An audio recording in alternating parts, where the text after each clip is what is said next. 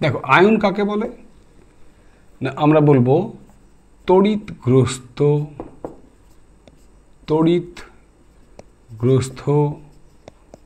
পরমাণু বা মূলককে আয়ন বলে। এই হচ্ছে আমাদের উত্তর। আয়ন কাকে বলে? কি বললাম আমি? তড়িৎগ্রস্ত পরমাণু বা মূলককে আয়ন বলে। এখন এই যে তড়িৎগ্রস্ত পরমাণু বা মূলক, এগুলো আয়ন, এই আয়নগুলোর উদাহরণ আমরা যদি বলি, দেখো Na+ হতে পারে, Cl- হতে পারে, H+ হতে পারে, OH- হতে পারে, ঠিক আছে? এগুলো সব হচ্ছে আয়নের উদাহরণ। দেখো এখানে এই Na+ এটা একটা তড়িৎগ্রস্ত পরমাণু, Cl- তড়িৎগ্রস্ত পরমাণু, কিন্তু এই যে OH- OH দুটো পরমাণু যখন পুঞ্জীভূত হয় তখন তাকে আমরা কি বলি? মূলক। তাহলে এই তড়িৎগ্রস্ত মূলকটিকেও কিন্তু আমরা আয়ন বলবো। এদের মধ্যে আবার দেখো একটু লক্ষ্য করে, এদের মধ্যে Na+, H+, এই দুটো আয়ন, এদের মাথার যে চার্জ সেটা পজিটিভ, তাই এদেরকে আমরা বলবো ক্যাটায়ন। কি বলবো? ক্যাটায়ন। আবার এই Cl- এবং OH- এই দুটোর মাথায় দেখো নেগেটিভ চার্জ, অর্থাৎ এদেরকে আমরা বলবো কি বলবো? অ্যানায়ন, অর্থাৎ ঋণাত্মক আধান, অ্যানায়ন। ঠিক আছে? তাহলে আয়ন কয় প্রকার পেলাম আমরা? আয়ন পেলাম দুই প্রকারের। Number 1 cation, number 2 anion. Cation কাকে বলে? পজিটিভ তড়িৎগ্রস্ত আয়ন বা আয়নকে বলা হয় ক্যাটায়ন। পজিটিভ তড়িৎগ্রস্ত আয়নকে বলা হয় ক্যাটায়ন। যেমন H+ আয়ন, যেমন তোমার Na+ আয়ন, যে কোনো প্লাস আয়নকে আমরা বলবো ক্যাটায়ন। আর অ্যানায়ন কাকে বলে? নেগেটিভ তড়িৎগ্রস্ত আয়নকে বলা হয় অ্যানায়ন। ঠিক আছে? এখন এখানে আমাদের একটুখানি একটি বিষয় জানার দরকার, সেটা হচ্ছে যে এই পরমাণু বা মূলকগুলো আয়নে পরিণত হয় কেন? ঠিক আছে? হয় কেন আয়ন? দেখো, যদি সোডিয়ামের কথাই ধরি আমরা, দেখো সোডিয়ামের পরমাণু ক্রমাঙ্ক আমরা কত জানি? সোডিয়ামের পরমাণু ক্রমাঙ্ক হচ্ছে 11 মনে করে দেখো। ঠিক নিয়নের পরেই কিন্তু নিয়ন 10, তারপরে সোডিয়াম 11। তো এটা যদি ইলেকট্রন বিন্যাস করি আমরা, দুটো প্রথম কক্ষে, 8টা দ্বিতীয় কক্ষে এবং শেষ কক্ষপথে একটি ইলেকট্রন বর্তমান, অর্থাৎ 2, 8, 1। সোডিয়াম পরমাণু কি চাইবে? সোডিয়াম পরমাণু সবসময় চাইবে যে তার নিকটতম যে নিষ্ক্রিয় মৌল, সেই নিষ্ক্রিয় মৌলের ন্যায় সুস্থিত ইলেকট্রন বিন্যাস লাভ করতে। প্রত্যেকটা পরমাণু চাই তার নিকটতম যে নিষ্ক্রিয় গ্যাস আছে তার মতো সুস্থিত ইলেকট্রন বিন্যাস। সোডিয়ামের 11, তাহলে তার কাছাকাছি কি আছে? 10। তো সোডিয়ামের যদি নিকটতম নিষ্ক্রিয় গ্যাস 10-এর মতো ইলেকট্রন বিন্যাস লাভ করতে হয়, অর্থাৎ সোডিয়ামকে যদি নিয়ন হতে হয়, তাহলে কি করতে হবে? সোডিয়ামের এই বাইরের একটি ইলেকট্রনকে তাড়িয়ে দিতে হবে, তাই তো? সোডিয়ামের বহিঃকক্ষের একটি ইলেকট্রনকে তাড়িয়ে দিতে হবে। তাহলে সোডিয়াম যখনই তার বাইরের কক্ষপথের 1 ইলেকট্রনকে ত্যাগ করে তখন কি হয়ে যাবে? সঙ্গে সঙ্গে এর মাথায় একটা প্লাস চার্জ চলে আসবে। এই প্লাস চার্জটা, এটাকে আমরা কি বলছি? ধনাত্মক আধানকে আমরা বলছি, আয়নকে আমরা বলছি ক্যাটায়ন। তাহলে বোঝা গেল, পরমাণু ছিল সোডিয়াম, এটা ছিল পরমাণু, হয়ে গেল আয়ন। তাহলে পরমাণু আয়ন কেন হয়? হয় ইলেকট্রন বর্জনের দ্বারা, আর না হয় ইলেকট্রন গ্রহণের দ্বারা আয়ন হয়। তো ইলেকট্রন বর্জন বা গ্রহণ করে কেন? সুস্থিত হওয়ার জন্য। কার মতো সুস্থিত হয়? নিকটতম নিষ্ক্রিয় গ্যাসের মতো হয়। সে হিলিয়াম হতে পারে, নিয়ন হতে পারে, আর্গন হতে পারে, ক্রিপ্টন হতে পারে, জেনন হতে পারে, রেডন হতে পারে। সাধারণত প্রথম 3টে মনে রাখবে, হিলিয়াম 2, নিয়ন 10, আর্গন 18। আরেকবার বলছি, হিলিয়াম 2, নিয়ন হচ্ছে 10, আর্গন হচ্ছে 18। এই 3টে নিষ্ক্রিয় গ্যাসের মতো তোমাদের পরিচিত মৌলগুলো সুস্থিত হতে চাই। তো এখানে সোডিয়াম 11, সুতরাং তার কাছাকাছি নিকটতম নিষ্ক্রিয় গ্যাস কে? নিয়ন 10। তাহলে 11 যদি 10 হতে হয়, একটা ইলেকট্রনকে ত্যাগ করতে হবে। আর এই ইলেকট্রন ত্যাগ করার ফলে সে কি হয়ে যাবে? একটা প্লাস চার্জ তার মাথায় বসে যাবে, অর্থাৎ Na-1 electron is equal to Na+। এই Na+টাকে আমরা কি বলি? ধনাত্মক আয়নটাকে কি বলি? ক্যাটায়ন। আরও একটা জিনিস মনে রেখো, আমরা দুটো সংজ্ঞা পড়েছিলাম, জারণ বিজারণ, মনে পড়ে? জারণ কাকে বলে? কোনো পরমাণু বা তোমার মূলকের ইলেকট্রন বর্জন করাকে বলা হয় জারণ। তাহলে এই যে দেখো সোডিয়াম ইলেকট্রন বর্জন করে, এখানে ইলেকট্রন কি হলো? বর্জন, সোডিয়াম প্লাস। তাহলে সোডিয়ামের ইলেকট্রন বর্জন করে সোডিয়াম প্লাস আয়নে পরিণত হওয়াকে বলা হয় কি বলা হয়? জারণ।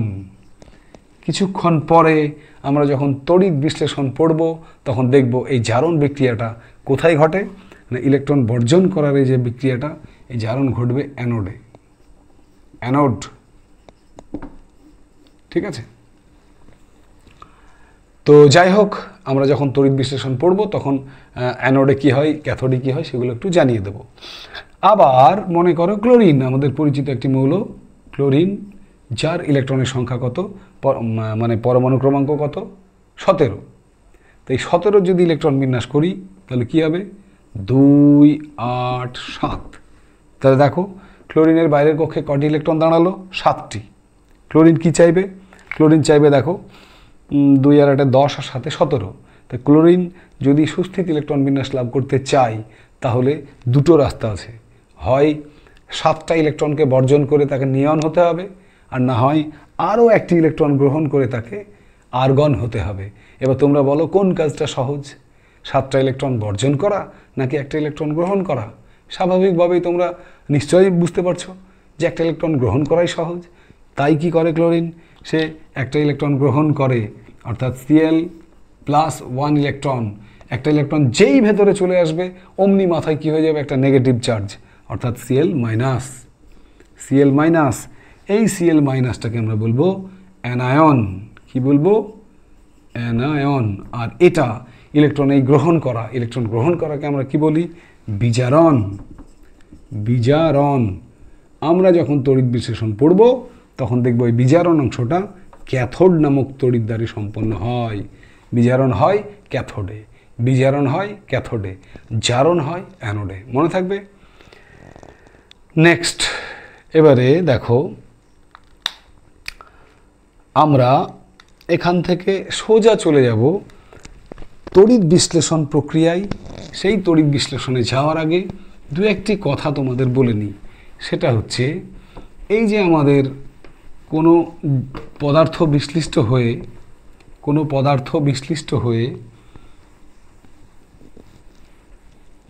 দুটো পৃথক ধর্ম বিশিষ্ট, অর্থাৎ দুটো বিপরীত ধর্মী আয়ন তৈরি করছে, একটা ক্যাটায়ন একটা অ্যানায়ন। এই ক্যাটায়ন এবং অ্যানায়নের সংখ্যা সমান হতেও পারে, সমান নাও হতে পারে, কিন্তু ক্যাটায়নের দ্বারা বাহিত মোট তড়িতের পরিমাণ এবং অ্যানায়নের দ্বারা বাহিত মোট তড়িতের পরিমাণ কিন্তু সব সময় সমান হবে। এই ধ্রুব সত্য কথাটা কিন্তু সব সময় মাথায় রেখো।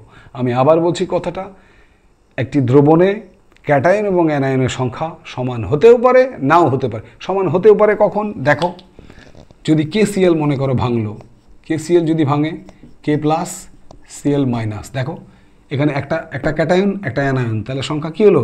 ক্যাটায়ন অ্যানায়নের সংখ্যা সমান, প্রত্যেকে একটি করে আছে। আবার H2SO4 ভাঙো, এটা যদি আমি বিয়োজন ঘটাই তাহলে 2H++ SO4 লক্ষ্য করে দেখো এখানে ক্যাটায়নের সংখ্যা কটা? 2টি, অ্যানায়নের সংখ্যা কটা? 1টি। তাহলে ক্যাটায়ন অ্যানায়নের সংখ্যা এক্ষেত্রে কিন্তু সমান হলো না, এক্ষেত্রে কি হলো? অসমান। মনে থাকবে? তাহলে কি বললাম? ক্যাটায়নের সংখ্যা এবং অ্যানায়নের সংখ্যা সমান হতে পারে, আবার অসমানও হতে পারে। কিন্তু লক্ষ্য করে দেখো এখানেও চার্জ একটি প্লাস চার্জ একটি মাইনাস চার্জ। এখানে দেখো এই যে 2H+ মানে দুটো প্লাস চার্জ, এখানে SO4 মানে দুটো মাইনাস চার্জ।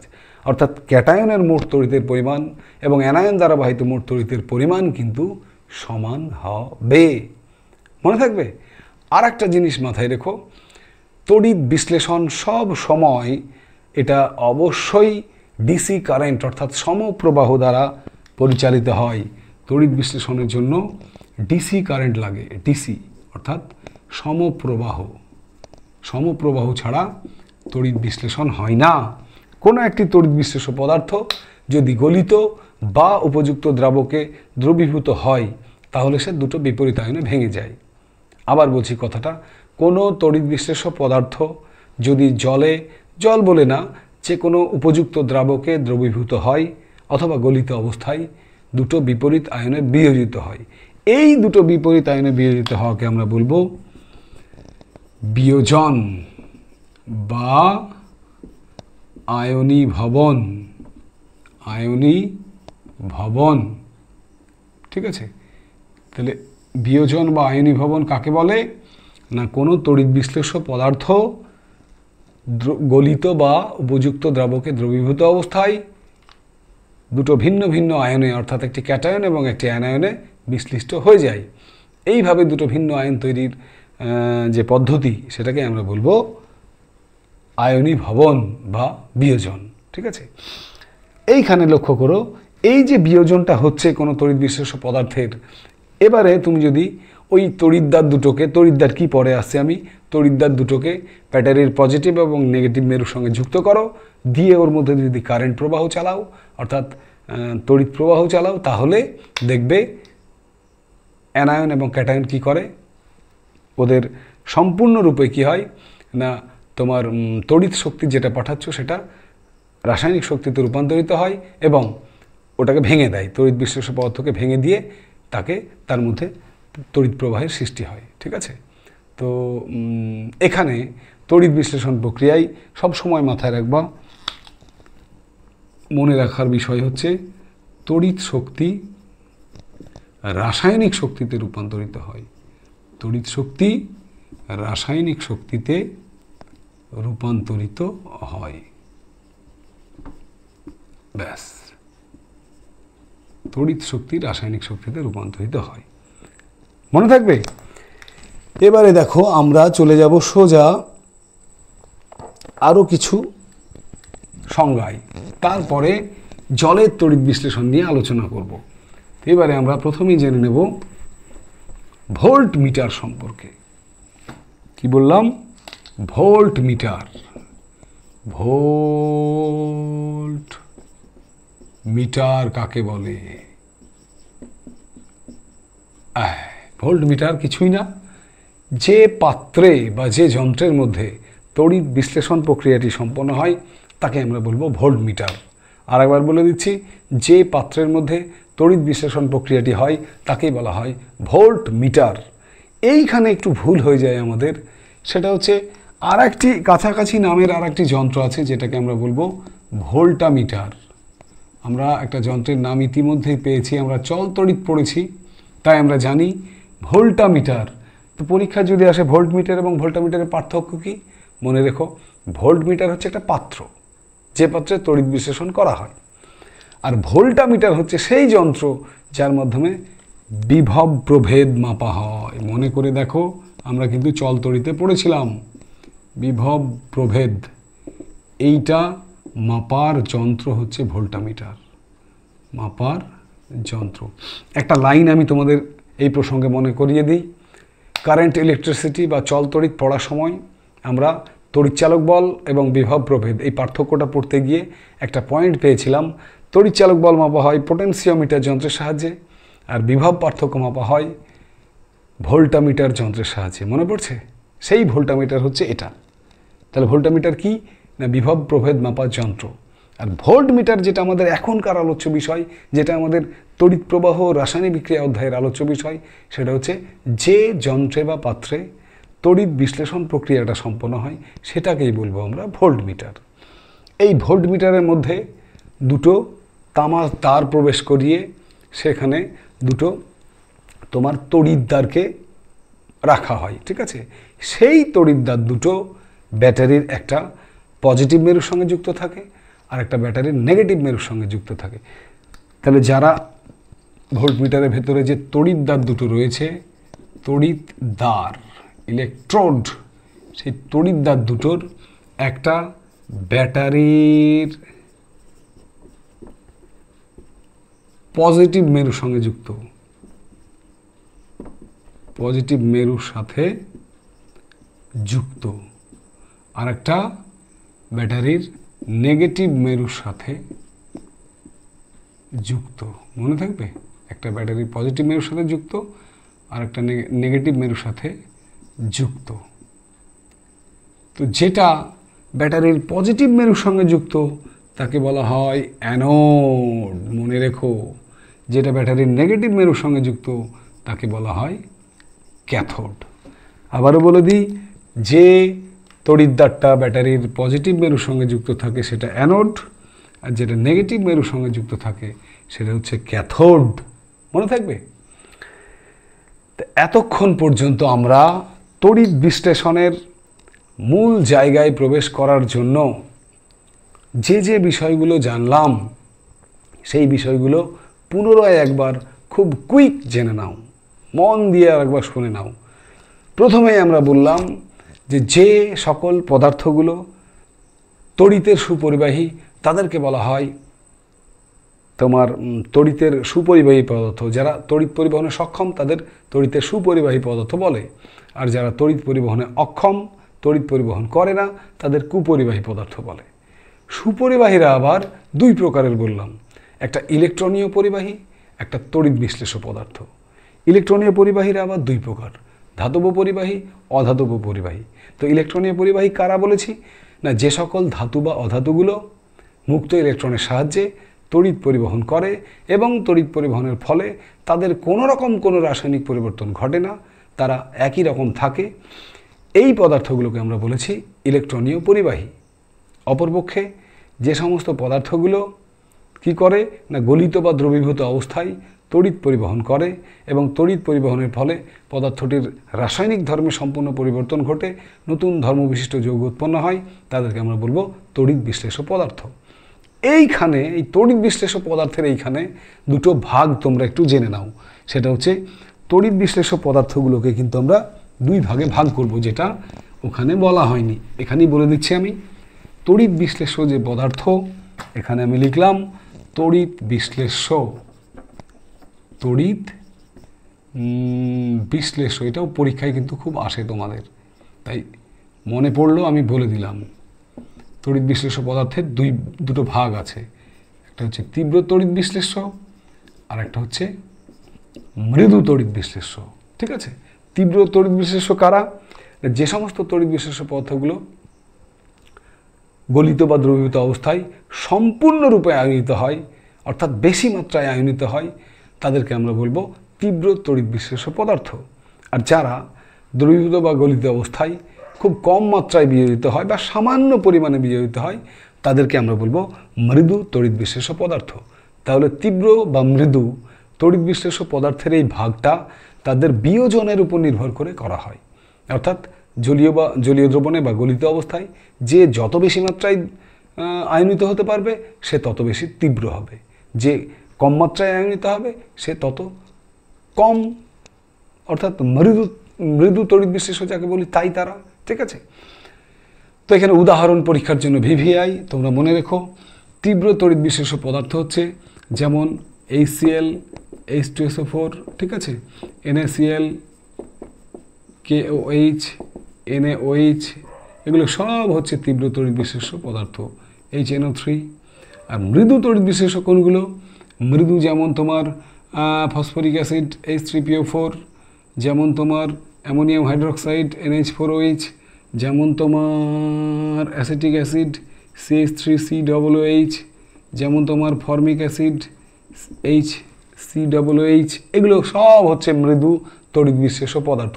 একটা মজার বিষয় লক্ষ্য করো, তোমরা যখন তীব্র অ্যাসিড এবং তীব্র ক্ষার ক্লাস 9-এ পড়ার সময় তীব্র অ্যাসিড কাকে বলে, মৃদু অ্যাসিড কাকে বলে, তীব্র ক্ষার কাকে বলে, মৃদু ক্ষার কাকে বলে, অ্যাসিড ক্ষার লবণ, অ্যাসিড ক্ষার লবণ, এই অংশটুকু পড়তে গিয়ে কিন্তু এই ভাগটা পড়েছিলে, মনে পড়ে? এখানে দেখো যে সমস্ত অ্যাসিডগুলো তীব্র ছিল এবং যে সমস্ত ক্ষারগুলো তীব্র ছিল তারাই হচ্ছে এখানে তীব্র তড়িৎ বিশ্লেষ্য পদার্থ। দেখো HCl কি ছিল? একটা তীব্র অ্যাসিড ছিল। H2SO4 তীব্র অ্যাসিড, ঠিক তেমনি NaOH তীব্র ক্ষার, KOH তীব্র ক্ষার। তাহলে যারা তীব্র অ্যাসিড এবং তীব্র ক্ষার তারাই হচ্ছে তীব্র তড়িৎ বিশ্লেষ্য পদার্থ, অর্থাৎ তারা দ্রবণে বেশি মাত্রায় আয়নিত হতে পারে। ঠিক তেমনি যারা দেখো মৃদু অ্যাসিড এবং মৃদু ক্ষার, এই দেখো অ্যাসিটিক অ্যাসিড, ফর্মিক অ্যাসিড, এরা মৃদু অ্যাসিড। এই দেখো NH4OH অ্যামোনিয়াম হাইড্রোক্সাইড বা ফসফরিক অ্যাসিড, এরা হচ্ছে সব মৃদু। এটা মৃদু ক্ষার, এটা মৃদু অ্যাসিড, এটা মৃদু অ্যাসিড, এটা মৃদু অ্যাসিড, অর্থাৎ যারা মৃদু অ্যাসিড বা মৃদু ক্ষার ছিল তারাই হচ্ছে মৃদু তড়িৎ বিশ্লেষ্য পদার্থ। ক্লিয়ার? তারপরে আমরা যেগুলো জানলাম সেগুলো হচ্ছে তোমার এক এক করে আমরা তোমার চারণ কাকে বলে, বিজারণ কাকে বলে, আয়ন কাকে বলে, ক্যাটায়ন কাকে বলে, অ্যানায়ন কাকে বলে, এগুলো সব আমরা পরপর জানলাম।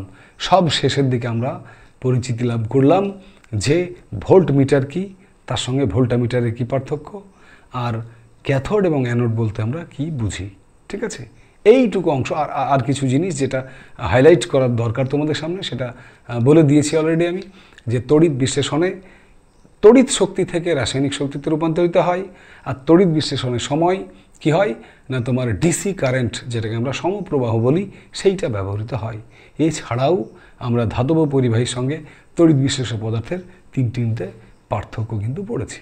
ঠিক আছে, চলো এবারে আজকের ক্লাসের সবচেয়ে গুরুত্বপূর্ণ জায়গা, যেটা তোমাদের পরীক্ষার জন্য ইম্পর্ট্যান্ট, এক নজর মন দিয়ে দেখে নাও, কোনো দিন ভুলবে না, সেটা হচ্ছে জলের তড়িৎ বিশ্লেষণ প্রক্রিয়াটি ব্যাখ্যা করো বা বর্ণনা করো, বা জলের তড়িৎ বিশ্লেষণের ক্যাথোড অ্যানোড বিক্রিয়াগুলি লেখো।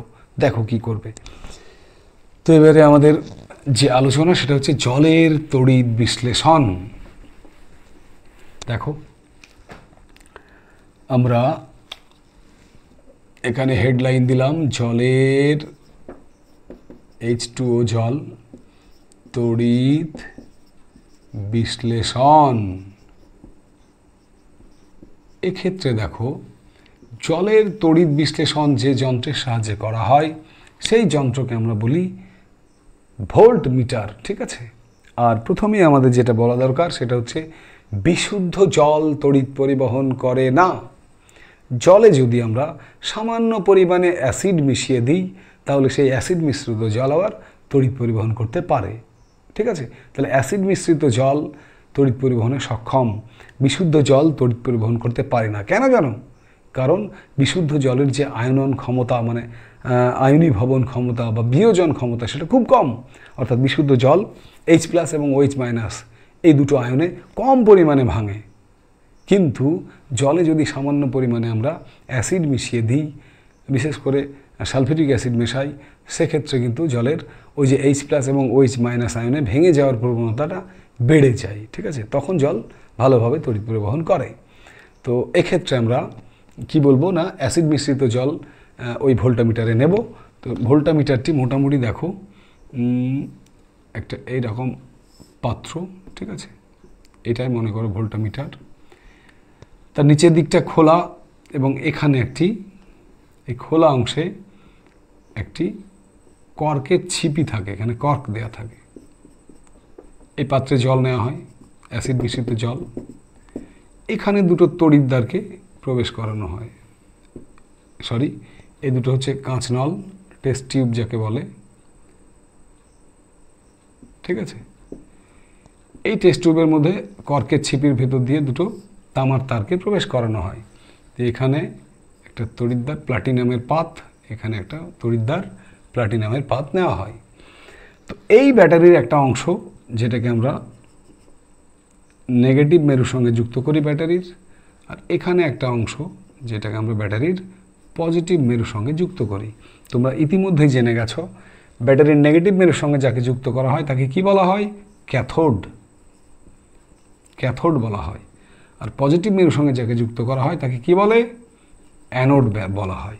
তাহলে যে তড়িৎদ্বারটি ব্যাটারির নেগেটিভ মেরুর সঙ্গে যুক্ত থাকে সেটাকে বলা হয় ক্যাথোড, যেটি ব্যাটারির পজিটিভ মেরুর সঙ্গে যুক্ত থাকে তাকে বলা হয় অ্যানোড। এবারে যখনই তুমি এর মধ্যে ডিসি প্রবাহ অর্থাৎ সমপ্রবাহ চালনা করবে তখন এখানে দেখো তাহলে তড়িৎদ্বারটা কিসের ব্যবহার করলাম? প্লাটিনামের। এখানে তড়িৎ বিয়োজন যেটা হবে সেই বিয়োজনটা কি হবে আগে দেখে নাও। বিয়োজনটা কিছুই না, জলটা ভাঙবে, অ্যাসিড মিশ্রিত জল ভেঙে গিয়ে H+ এবং OH- আয়নে বিয়োজিত হবে। ঠিক আছে, এটা হচ্ছে বিয়োজন। অর্থাৎ ওই যে তোমার দ্রবণটা রয়েছে এখানে, এই দ্রবণে সব H+ আয়নগুলো H+ এবং OH- করে ভেঙে যাবে আয়নে।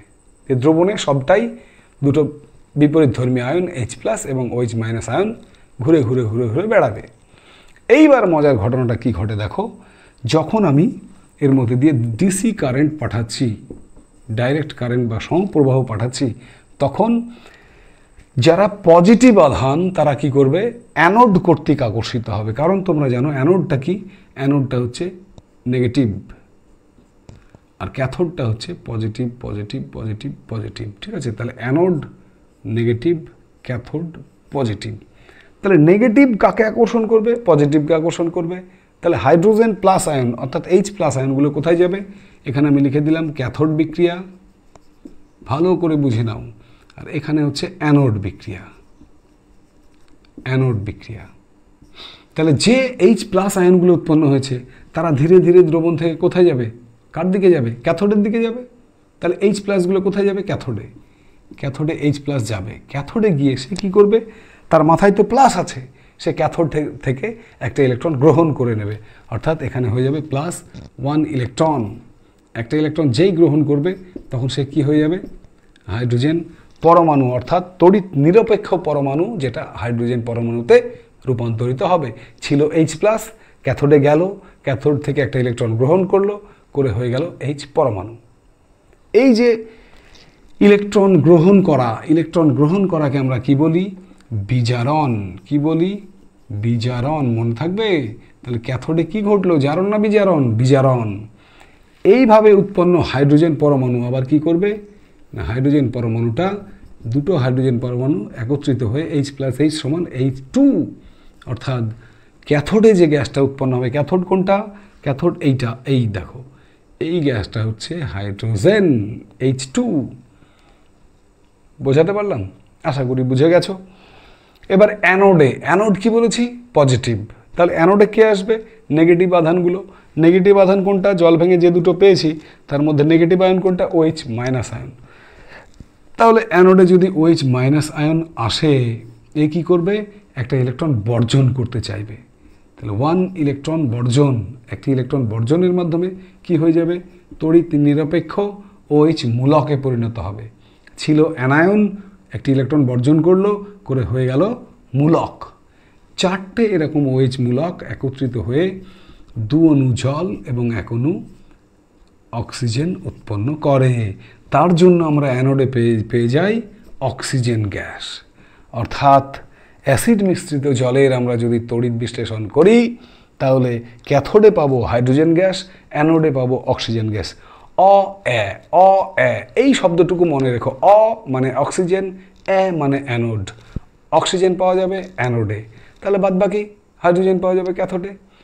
এইখানে বিশেষভাবে মনে রেখো, ক্যাথোডে উৎপন্ন গ্যাস এবং অ্যানোডে উৎপন্ন গ্যাস, ক্যাথোডে উৎপন্ন গ্যাস এবং অ্যানোডে উৎপন্ন গ্যাস, এই ক্যাথোড ইজ টু অ্যানোড, এদের যদি আয়তনিক অনুপাত চাওয়া হয়, কি বললাম, আয়তনিক অনুপাত, তাহলে ক্যাথোডে উৎপন্ন গ্যাস, অর্থাৎ কোন গ্যাস, ক্যাথোডে হাইড্রোজেন, ইজ টু অ্যানোডে উৎপন্ন গ্যাস অর্থাৎ অক্সিজেন সমান 2:1।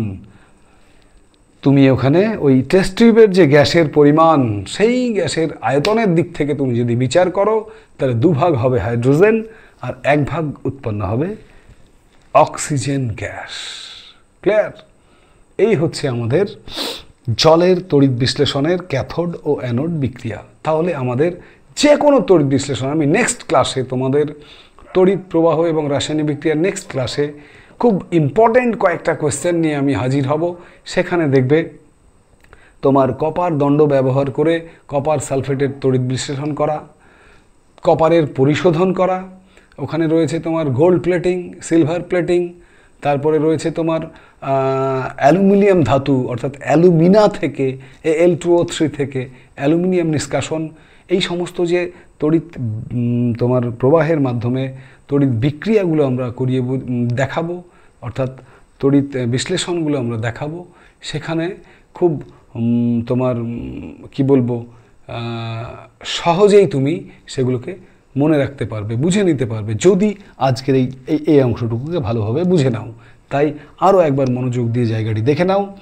অ্যাসিড মিশ্রিত জলের মধ্যে আমরা কি করলাম, ভোল্টামিটারের মধ্যে কিছু অ্যাসিড মিশ্রিত জল নিলাম, সেখানে দুটো টেস্ট টিউব প্রবেশ করালাম, টেস্ট টিউবের ভেতরে তলের দিকে ভোল্টামিটারের যে কর্কের ছিপিটা ছিল সেদিক দিয়ে দুটো তামার তার প্রবেশ করিয়ে সেখানে দুটো প্লাটিনামের তড়িৎদ্বার ব্যবহার করলাম, দুটো টেস্ট টিউবের ভেতরে দুটো তড়িৎদ্বার, যার মধ্যে একটাকে আমরা ব্যাটারির নেগেটিভ মেরুর সঙ্গে যুক্ত করলাম, যাকে আমরা বলি ক্যাথোড, আর একটাকে পজিটিভ মেরুর সঙ্গে যুক্ত করলাম, যাকে আমরা বলি অ্যানোড।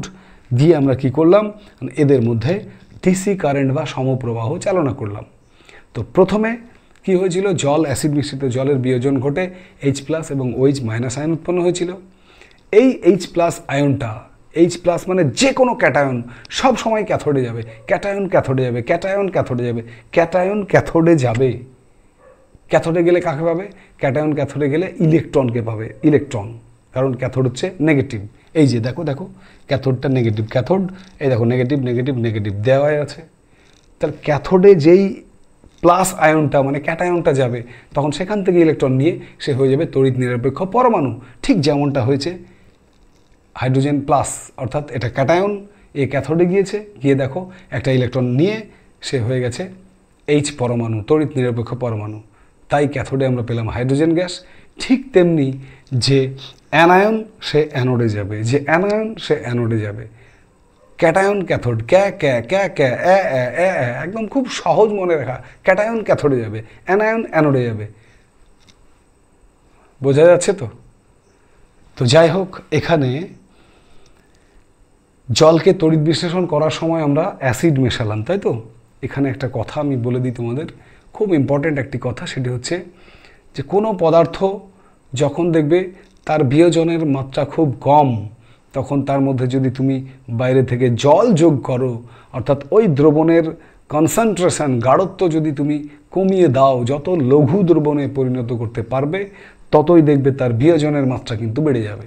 এইটা মাথায় রাখবে, যে কোনো তোমার তড়িৎ বিশ্লেষ্য পদার্থ তার বিয়োজনের মাত্রা যদি কম হয়, তাহলে তাকে লঘু করে দাও। দ্রবণটা যত লঘু হবে, তার বিয়োজনের মাত্রা অর্থাৎ আয়নীভবনের মাত্রা তত বেড়ে যাবে। এই কথাটুকু মনে রেখো, ঠিক আছে? প্রশ্ন আসতে পারে যে কোনো তড়িৎ বিশ্লেষ্য পদার্থের জলীয় দ্রবণের বিয়োজন মাত্রা বাড়াতে তুমি কি করবে? তুমি কি করবে? তার উত্তরে তুমি লিখবে, আমি বাইরে থেকে আরও দ্রাবক যোগ করে দ্রবণটিকে লঘু করে দেব, লঘু দ্রবণে বিয়োজনের মাত্রা বাড়ে। ওকে? তো আজকের ক্লাসে আমরা তড়িৎ প্রবাহ ও রাসায়নিক বিক্রিয়া এই অংশের ক্লাসে যে অংশগুলো শিখলাম, এক ঝলক মনোযোগ সহকারে শুনে নাও। আমরা শিখলাম পরিবাহীর যে ভাগগুলো সেখানে রয়েছে, ইলেকট্রনীয় পরিবাহী, ধাতব পরিবাহী, তোমার তড়িৎ বিশ্লেষ্য পরিবাহী, তড়িৎ বিশ্লেষ্য পদার্থ যেগুলো, ওখানে আমরা জেনে নিলাম যে ইলেকট্রনীয় পরিবাহী যেগুলো, সেগুলো দুই রকমের, একটা ধাতব একটা অধাতব। তড়িৎ বিশ্লেষ্য আবার দুই রকমের, একটা তীব্র একটা মৃদু, ঠিক আছে? তার ঠিক পরেই আমরা ওখানে আয়ন কাকে বলে, ক্যাটায়ন কাকে বলে, অ্যানায়ন কাকে বলে, ভোল্টমিটার কাকে বলে, অ্যানোড কাকে বলে, ক্যাথোড কাকে বলে, জারণ কোথায় হয়, বিজারণ কোথায় হয়, এইখানে আমার লেখা হয়নি, দেখো এই ক্যাথোডে বিজারণ হয় আর অ্যানোডে কিন্তু কি হয়, জারণ হয়, কারণ এখানে ইলেকট্রন বর্জন হয়েছে, ঠিক আছে? আর সেই সঙ্গে আমরা সর্বশেষ জেনে নিলাম জলের তড়িৎ বিশ্লেষণ প্রক্রিয়া, যেটা পরীক্ষার জন্য রেডি থাকবে, কিন্তু 3 নম্বরের প্রশ্ন, জলের তড়িৎ বিশ্লেষণ প্রক্রিয়াটি বর্ণনা করো, অথবা জলের তড়িৎ বিশ্লেষণের ক্যাথোড ও অ্যানোড বিক্রিয়াগুলি লেখো। তখন আমরা আরাম করে লিখে দেবো, ঠিক আছে? কোনো সমস্যা নাই। তো এখানেই আজকের মতো আমাদের তড়িৎ প্রবাহ ও রাসায়নিক বিক্রিয়ার ক্লাস শেষ করলাম। আমরা পরবর্তীতে এই সিরিজের নেক্সট ক্লাসে তড়িৎ প্রবাহ এবং রাসায়নিক বিক্রিয়ার বাকি যে পোর্শনটুকু রয়েছে শেষ করে দেব, এবং তোমাদের সেকেন্ড টার্ম বলো, টেস্ট বলো, মাধ্যমিক বলো, যে কোনো পরীক্ষাতেই এই অংশ থেকে যত নম্বরই থাকুক না কেন, প্রত্যেকটা নম্বর কিন্তু তুমি ছিনিয়ে নিয়ে আসবে, এটুকু আমার চ্যালেঞ্জ, ঠিক আছে? তো নেক্সট ক্লাসের জন্য ওয়েট করো। আমরা ততক্ষণ তোমাদের বিদায় জানাতেই হবে, ঠিক আছে? তো এখানে শেষ করছি আজকের ক্লাস। সঙ্গে থেকো। আর একটা কথা, সেটা হচ্ছে এই ক্লাসগুলো নেওয়ার জন্য কিন্তু আমাদের প্রচণ্ড রূপে কষ্ট করতে হয়, খাটতে হয়, এডিট করতে হয়, তার জন্য সময় বার করতে হয়। তবুও কিন্তু তোমাদের জন্য এই কষ্টগুলো আমরা হাসি মুখে দিনের পর দিন রাতের পর রাত করে যাই। ভিডিওগুলো শ্যুট করার ইতিহাস যদি তোমরা দেখতে পেতে তাহলে অনেকটা বুঝতে পারতে এর পেছনে কত রকম কত পরিশ্রম লুকিয়ে আছে। তো যাই হোক, সব শেষে তোমাদের মাধ্যমিক 2026, সেই আমাদের লক্ষ্য যেখানে মিশন মাধ্যমিক 2026, সেই পরীক্ষায় তোমাদের রেজাল্ট যদি ভালো হয়, আমাদের সমস্ত পরিশ্রমই সেদিন সার্থক হবে। তো যাই হোক, শুভরাত্রি সবাইকে, ভালো থেকো, সুস্থ থেকো এবং সেই সঙ্গে পড়াশোনার মধ্যে থেকো। আর তোমাদের সবার প্রিয় চ্যানেল সায়েন্স উইথ মিন্টু স্যারকে সব সময় মোটিভেশন দিয়ে যাবে, মোটিভেট করে যাবে, যাতে আমরা পরবর্তী ভিডিওর জন্য আবারও ঝাঁপিয়ে পড়তে, ঠিক আছে, আবারও ঝাঁপিয়ে পড়তে পারি। জয় হিন্দ, বন্দে মাতরম, টাটা।